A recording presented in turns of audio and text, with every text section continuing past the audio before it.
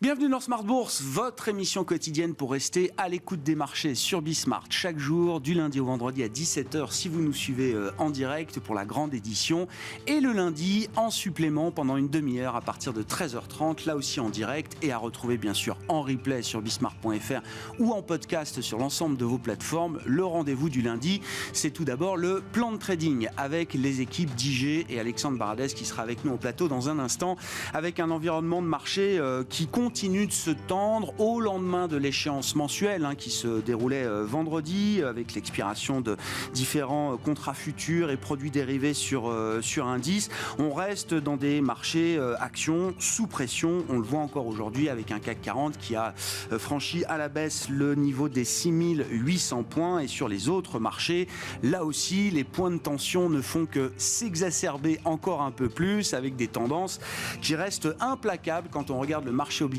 américain par exemple, et un taux 10 ans qui semble prêt à s'installer désormais au-delà du seuil symbolique des 5%. Ce niveau a été franchi pendant plusieurs heures au cours de la matinée. Le 10 ans américain lui est à plus de 5,10%. On notera également sur le front des devises que la fermeté du dollar met une pression toujours certaine sur de grandes devises comme le yen japonais qui a à nouveau touché brièvement le seuil clé là aussi de 150 yens contre dollar.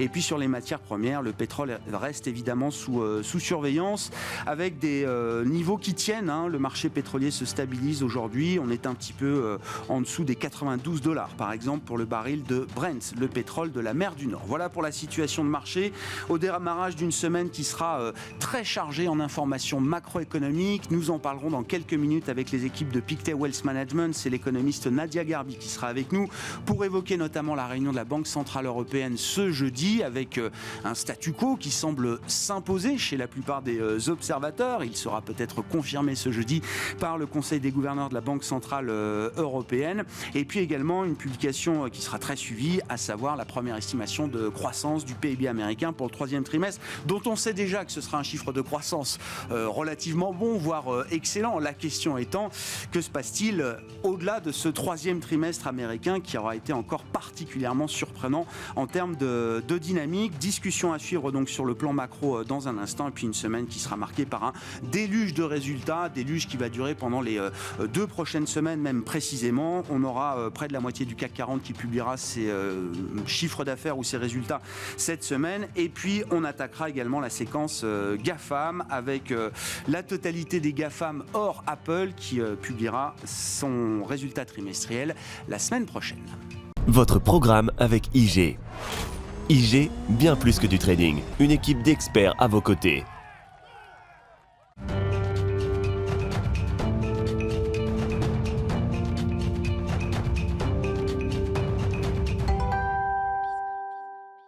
Le plan de trading de Smart Bourse, chaque lundi à 13h30, si vous nous suivez en direct, l'analyse des enjeux techniques de marché pour les prochains jours avec les équipes d'IG et Alexandre Baradez à mes côtés en plateau, chef analyste chez IG. Bonjour Alexandre. Bonjour Grégoire. Merci beaucoup. Donc, nouvelle échéance qui a démarré effectivement vendredi déjà avec l'expiration des contrats futurs sur indice pour le mois d'octobre. Nous sommes sur l'échéance novembre avec... Où qu'on regarde sur les marchés actions, des niveaux clés qui sont testés encore une fois en ce début de semaine, Alexandre. Testés dans un environnement de plus grande nervosité, un peu plus grande nervosité. On a un VIX, donc un indice de volatilité du SP500 qui est à 22. C'est un niveau qu'on n'est pas vu depuis le mois de mars dernier. Mars dernier, c'était l'époque du stress bancaire aux États-Unis, en Europe aussi, en Suisse notamment. Alors même si c'était monté plus haut à l'époque sur la vol, mais on retrouve en tout cas des niveaux de nervosité de marché qu'on n'a pas eu depuis quelques temps. Et on voit que cette nervosité a été un peu exacerbée par les propos de Jérôme Powell qui finalement lui-même est surpris par la croissance au-dessus du potentiel de l'économie américaine, surpris par la résilience, il a bien employé ce terme, surpris, c'est le mot qu'il a employé, et donc... Surpris à ce stade encore, c'est ça qui est fascinant, Exactement. C'est que c'est exactement le même discours qu'on tenait il y a 1 mois, 2 mois, 3 mois, 6 mois, sauf que plus le temps passe, plus on continue d'être surpris, c'est quand même ça qui est impressionnant. Voilà, et il est surpris, et pour le marché du coup, les bonnes nouvelles sont des mauvaises nouvelles, parce que tout ce qui va dans le sens d'une économie américaine plus résiliente, on le voit bien, ça impacte le marché. Et ce qui est aussi du coup intéressant pour la phase d'après, parce que si les trop bonnes nouvelles sont baissières pour le marché, dès que ça va commencer à être un peu moins bon, donc on verra sur les prochains chiffres de consommation, prochains indicateurs d'activité, ISM, services notamment, quand ça va commencer à être un peu moins bon, normalement le marché devrait à ce moment-là arrêter d'être nerveux finalement. Là, c'est vraiment le good news is bad news et qui va probablement se prolonger quelques temps encore. Il y a ajouter à cela des effets, beaucoup de taux, on voit qu'effectivement l'énergie contribue un petit peu, et certains banquiers centraux, je vais dire, là je trouve peut-être une erreur, jettent un peu d'huile sur le feu. Entendu des membres de la BCE la semaine dernière et de la Fed aussi expliquer qu'ils étaient vigilants au prix de l'énergie parce que ça peut avoir des effets inflationnistes, mais à ce stade, ce serait, et tout le monde est d'accord je pense pour le dire, une erreur drastique que de dire que si le pétrole remonte à 90 ou 95 et que les taux remontent, que l'inflation remonte, il faille lutter contre ça par des hausses de taux. Donc, mais ces discours, si vous l'entretiennent un peu le sentiment stressé du marché obligataire, alors que finalement c'est quand même, je pense, une problématique totalement à part, géopolitique pure, à laquelle on ne doit pas répondre par du monétaire. Mais donc, ce contexte-là, ça donne quoi? Ça donne des niveaux techniques qui sont attaqués actuellement sur les marchés américains, sur l'S&P 500. Et il y a quand même une marge, on le voit sur le graphique, une fenêtre de tir potentiel cette semaine de 5% de baisse. Alors attention, il y a deux choses. 5% de baisse, pourquoi? Parce qu'on est déjà sur un support oblique, ça c'est un premier point, sur lequel on a rebondi il y a quelques jours et on retape ce niveau, donc c'est-à-dire qu'on n'a pas réussi à tenir le niveau, on passe sous les moyennes de prix, et le niveau suivant, c'est pas un petit niveau, il passe par le creux de 2020, plus bas du Covid, creux de l'année dernière, plus bas de tout, du confinement en Chine, etc. Et donc finalement le trou de cotation, pas le trou de cotation, mais le trou technique qui s'ouvre, il fait à peu près 5%. C'est pas dingue 5% quand vous regardez par exemple la position actuelle d'Apple, la position actuelle de Microsoft, le graphique j'entends. Il y a là aussi des retracements possibles sur Apple vers les $160. Donc ça correspondrait bien à ce genre de peu de comblement de vide qu'on a sur l'S&P 500. Mais j'insiste là-dessus, pour moi, c'est quand même le scénario de base, c'est du stress qui pour moi est de stress un peu résiduel. C'est-à-dire si vous regardez le VIX par exemple, on a souvent décrit ça ensemble, l'épicentre du stress c'était le Covid. 2022, c'était des répliques pour moi déjà des phases de normalisation post-Covid. Il y avait déjà du monétaire en 2022, les hausses de taux, etc. Et même ne serait-ce que les discours en début d'année sont venus se greffer à ça, l'Ukraine, la Chine, etc. Et l'année dernière, au pic de cette phase de stress-là, avec des éléments qui sont quand même assez noirs pour décrire, on était monté à 40 de volatilité, pas plus. Là, on démarre une vague de volatilité qui part de 12, on est déjà à 22. Pour moi, si on doit accélérer encore, c'est une vague qui doit mourir dans la zone max 28-30 de volatilité. C'est-à-dire sous les niveaux de l'année dernière, évidemment, largement sous les niveaux de 2020. Donc je vois plutôt ça comme une réplique de volatilité qui va un petit peu faire capituler les indices. Et en Europe, ça ressemble à ça déjà. Quand vous avez le mouvement un peu comme ça qui accélère à la baisse, ça a déjà des allures de capitulation. Et c'est ce qui a manqué jusqu'à présent. La vitesse. Exactement, la vitesse. Parce que c'est vrai que ça baisse depuis des mois. Enfin, je veux dire, on le verra sur le CAC, on a perdu 10% depuis les sommets d'avril. Ce qui manque dans le paysage, on en parlait vendredi aussi en plateau avec les techniciens, vos confrères, c'est la vitesse. Oui. Et il me semble qu'on rentre là-dedans. Plus en Europe d'ailleurs qu'aux États-Unis. Aux États-Unis, ça va un peu, ça accélère un peu, mais c'est vraiment en Europe qu'à ce moment on peut bomber comme ça, puis qui d'un seul coup lâche. Et ça a des attitudes de capitulation. Si vous regardez les multiples après, ils sont pas délirants en Europe. Alors, c'est sûr que toujours tant que les taux montent, c'est là le problème. Mais doit-on considérer qu'il y aura encore de taux de la Fed ou de la BCE? À ce stade, vu la tête des indicateurs d'activité, on aura d'autres éléments demain, les PMI en zone euro, je ne vois pas où est la marge de manœuvre de la BCE pour dire on va encore placer une ou deux hausses de taux là-dedans. Quand il y a en plus des menaces un peu liées à l'énergie, à nouveau, gaz qui remonte un petit peu, le pétrole aussi, pourquoi venir inquiéter tout le monde alors qu'il y a le stress lié au Proche-Orient? Ce serait une erreur de communication que d'être faucon jeudi au niveau de la BCE. Donc pour moi, tout ça, ça donne effectivement des risques de glissade, on va sur le CAC, de 5% encore, mais pour moi, sous forme un peu de capitulation. Et une fois que c'est passé, après, on garde la phase consolidante, on rebondit, on reste dans une espèce de range, et tranquillement, dans plusieurs trimestres, on sort par le haut. Donc, c'est plutôt un stress court terme, mais risque quand même de 5%. Mais au-delà de ça, vers les 4000, après, je pense qu'il n'y a plus beaucoup de marge de manœuvre à la baisse pour les indices. Bon, seuil clé, c'est 4002 autour, c'est ça. Voilà, tout le monde a le nez sur les 4002 S&P. Aujourd'hui, en ce début de semaine, comment est-ce que la situation se traduit pour l'indice parisien CAC 40 CAC 40, on a à peu près les mêmes ordres de grandeur en termes de risque. Là, on a pris, donc la semaine dernière, on a vu ensemble le CAC dividende inclus, qui était aussi assez parlant. Donc, si on projette ça maintenant sur le CAC hors dividende, on est déjà là. Le 6008, c'est déjà une zone forte. On rappelle, c'est les points bas de mars dernier, au pic stress des banques américaines, pic stress des banques suisses. Donc, c'est pas un petit niveau. Juste en dessous, on voit qu'il y a toute une grosse zone technique qui était beaucoup travaillée en 2021 et 2022, 2022, c'est l'espace entre 6006 et 6008. Encore une fois, les niveaux techniques, c'est des choses qui marquent une empreinte, si vous voulez. C'est des états psychologiques, c'est des niveaux qu'on a du mal à franchir à un moment donné en résistance, et une fois qu'on les franchit, ils deviennent des supports, et donc considérer que le marché puisse, à partir de là, rechasser un 6000 ou un 5005, il faudrait des choses beaucoup plus graves. Il faudrait que le monde change. Que le monde change, exactement. Bien voilà. sûr. Pour moi, ce n'est pas la seule... Ce qui est possible, hein. Enfin, le monde sur les marchés, le monde des marchés peut changer du jour au lendemain, confère l'attaque de la Russie et l'invasion de l'Ukraine. Bon, après, des événements comme ça, on n'en a pas non plus, on en a de plus en plus, mais on n'en a pas non plus tous les 2 jours. C'est quoi. ça. Heureusement. Si le scénario de base reste la normalisation, c'est ça le plus gros vent contraire qu'on a actuellement finalement. Les épisodes géopolitiques, pour l'instant, on voit que sur l'énergie, ça fait un peu bouger, mais il n'y a rien de dramatique à ce stade d'un point de vue commodities. Donc si on part du scénario de base, qu'on est dans une phase un peu pilotée par la Banque centrale d'atterrissage, à la fois de l'inflation et des bilans aussi, les bilans ont aussi pas mal dégrossi du côté de la BCE, il y a du chemin qui a été fait, ça ce sera probablement acté et redit jeudi. Donc pour moi le potentiel de baisse là aussi, on est déjà pour moi dans la phase un peu de survente du CAC 40 et encore une fois, ça peut capituler jusqu'à 6006, 6005, mais pour moi, le sandwich 6005, 6008, donc, et même 7000, en gros, là, les 500 points sous les 7000, il est épais, quoi. Pour moi, voilà, le sandwich, il est épais. C'est un millefeuille. Et pour moi, il doit amortir le choc. C'est-à-dire que c'est des zones où je pense que, par exemple, les géants qui n'étaient pas dans le rallye de 2022, enfin, début 2023, je pense que là, ils ont des points d'entrée sympathiques sur des LVMH, peut-être pas encore sous toutes les valeurs, mais un LVMH, il peut aller à 600 capitulant et puis rebondir à 700 assez vite. Je pense que c'est une zone de capitulation qu'on est en train de voir actuellement, en tout cas d'accélération à la baisse, et dont le choc doit être amorti. Pour moi, ça doit rester au-dessus de 6005. Quoi. Bon, à suivre. Semaine qui sera très chargée.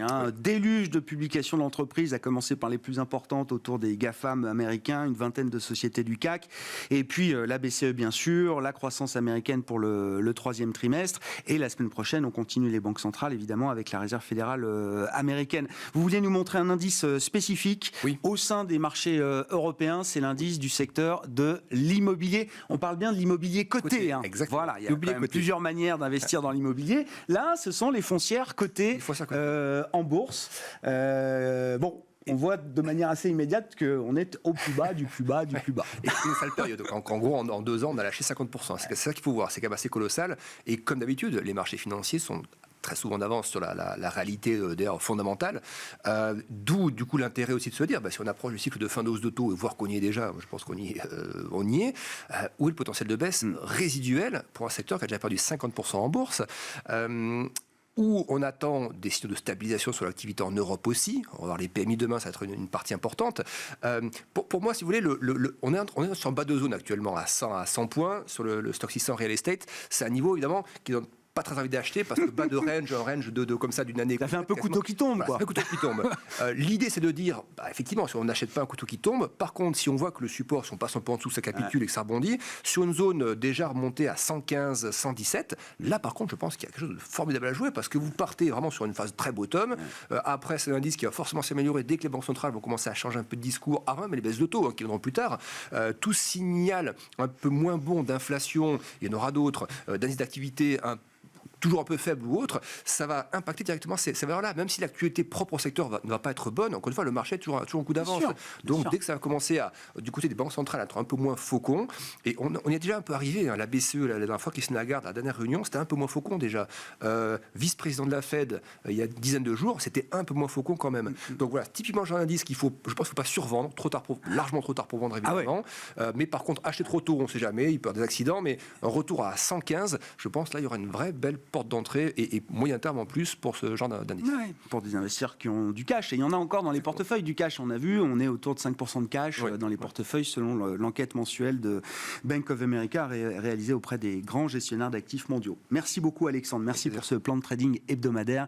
Alexandre Baradez, chef analyste chez IG, qui est avec nous chaque lundi en direct à 13h30 et à retrouver bien sûr en replay sur bismart.fr. C'était votre programme avec IG. IG, bien plus que du trading. Une équipe d'experts à vos côtés.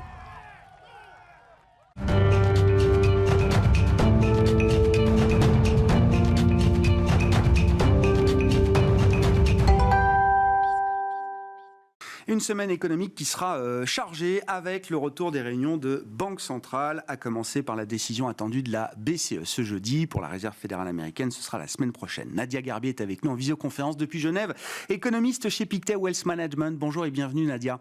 Ravi de vous retrouver. Un mot effectivement de cette réunion de la BCE devant nous ce jeudi. Tout le monde semble considérer que les planètes sont alignées pour une pause en matière de décision de politique monétaire. Quels vont être les éléments macroéconomiques qui seront à disposition du Conseil des gouverneurs ce jeudi pour cristalliser cette décision, Nadia ? Oui, alors c'est vrai que l'activité en zone euro reste faible conformément aux projections du mois de septembre de la BCE. La plupart des indicateurs continuent de montrer cette faiblesse marquée dans le secteur manufacturier qui s'est étendue dans le secteur des services.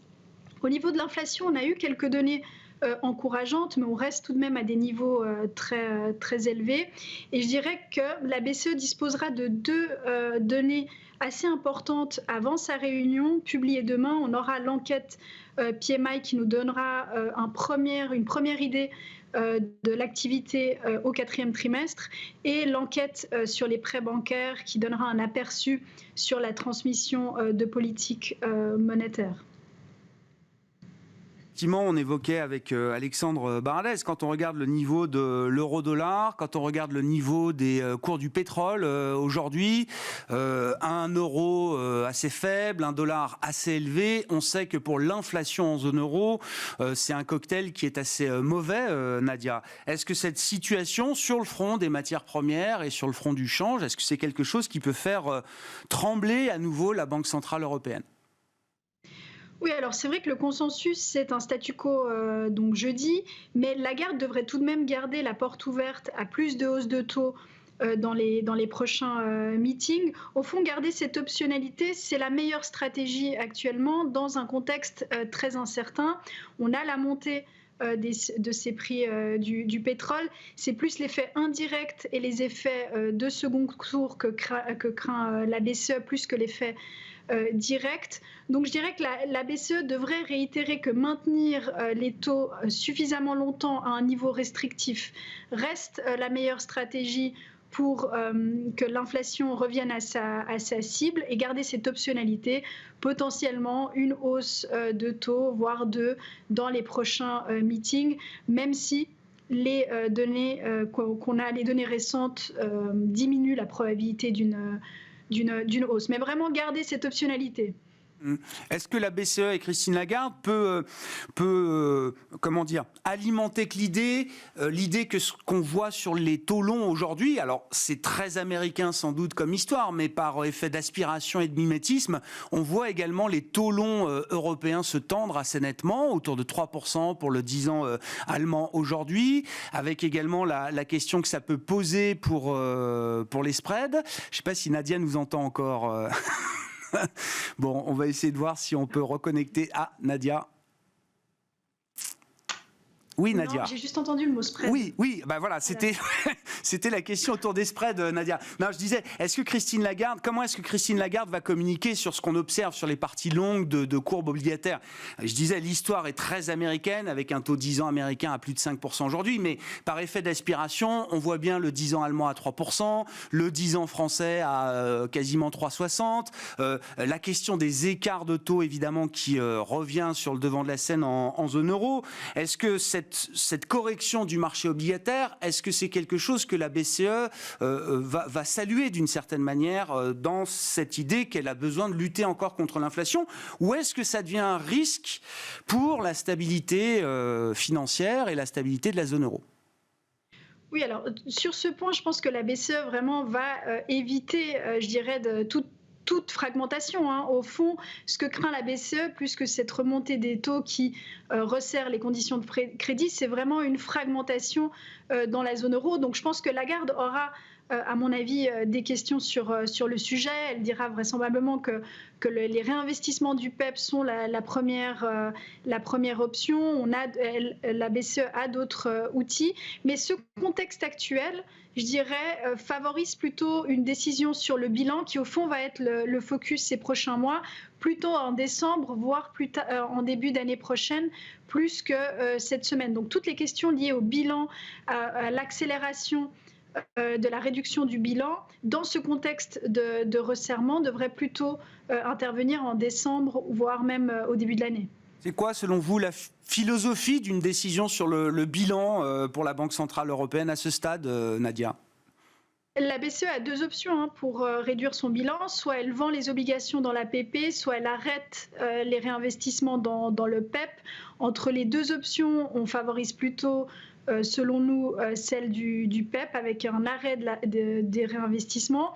Ça paraît encore trop prématuré à ce stade, étant donné ce qu'on voit dans le marché européen obligataire, notamment avec ses spreads italiens. Donc, à mon avis, la BCE va vraiment agir avec prudence. On le sait qu'une partie du Conseil des gouverneurs commence à parler de cette réduction des bilans, de ces réinvestissements du PEPP, mais à ce stade, c'est encore trop prématuré. Donc voilà, Lagarde dira que c'est une discussion qui est en cours, mais que les conditions ne sont pas encore réunies pour avoir une décision, je dirais, formelle sur une accélération de la réduction du bilan à ce stade. Est-ce que la BCE tient compte de manière implicite quand même des programmes de financement des États également prévus pour l'an prochain?